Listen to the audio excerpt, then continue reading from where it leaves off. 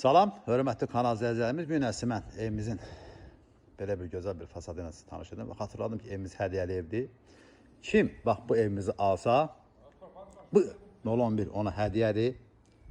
Həqiqətən də hədiyyədir. Bax bu 011 hədiyyədir üstündə. Solda, yəni ağacı ürəkmisi torpaq sahəsi saxlanılıb. Sağ tərəfində ağacı ürəkmisi torpaq sahəsi saxlanılıb. Marşrut xəttinə məsafəsi 120 metrdir. Bax belə bir gözəl bir fasad gün. 011'imiz də qəşəng 011'dir. İşləh vəziyyətdədir. Motorunda, karopkasında problem yoxdur. Hədiyyəli 011'dir. Belə bir gözəl bir evimizlə mən sizi tanış edirəm.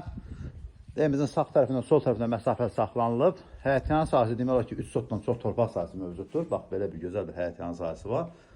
Genişliyi demək olar ki, evdən savayı 2 sotdan çox həyətyanı sahəsi bax burada mövcuddur. Sağ tərəfdə ikinci mərtəbəyə qalxan pilləkanda, mətbəximiz və solda isə evimizin belə bir gözəl bir qonaq otağıdır. Qonaq otağı demək olar ki, 35-40 kvadratlıq belə bir geniş bir qonaq otağıdır.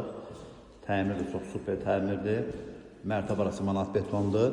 Bax belə bir genişlikdə qonaq otağı demək olar ki, 10 metrdən çox uzunluğundadır və 4 metrə yaxın enidir. Pəncərələr 20 sm hündürlükdən qoyulub belə bir pəncərə mövcuddur burada.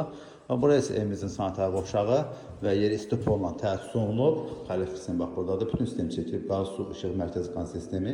Və burada bu pəncərə isə birbaşa öz həyətinindir. Yəni evin yanından da bax keçə bilirsiniz. Evin arxasında demək olar ki, 2 metr məsafə saxlanılıb hər tərəfdən.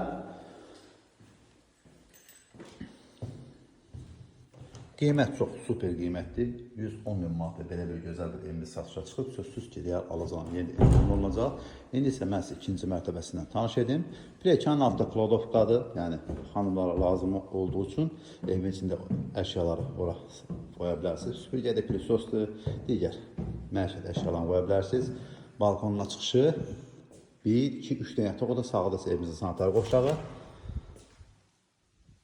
Sanitär qovşağımızın yeri istif olmaq təsis olunub.